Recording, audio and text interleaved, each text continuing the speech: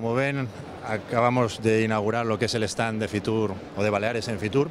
Yo creo que es un stand que apuesta evidentemente obviamente por las nuevas tecnologías, donde de una manera directa lo que queremos es que los visitantes no solamente tengan el concepto que tienen de las islas, sino que además tengan la oportunidad de experimentarlo virtualmente, de verlo de primera mano. Como ven, no tenemos ni un solo papel, ni un solo folleto. Lo que queremos hacer precisamente es apostar por las nuevas tecnologías, permitir que el visitante se involucre, que interaccione, que elija el destino y las distintas posibilidades.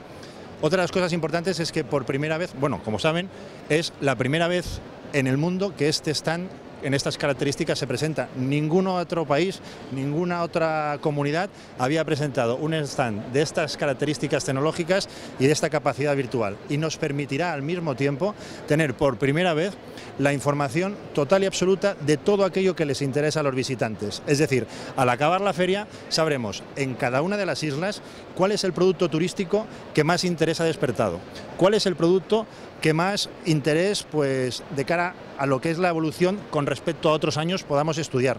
Cada uno de los visitantes podrá llevarse o bien con un pendrive o mandarlo directamente a su propio correo electrónico toda la información que desee de cualquiera de las islas en cualquiera de los productos. Por lo tanto, yo creo que es una apuesta importante, es una apuesta única y quiero agradecer también la participación y la colaboración en este caso de Microsoft, que ha sido quien nos ha permitido como socio pues poner a disposición de todos los visitantes esta nueva apuesta.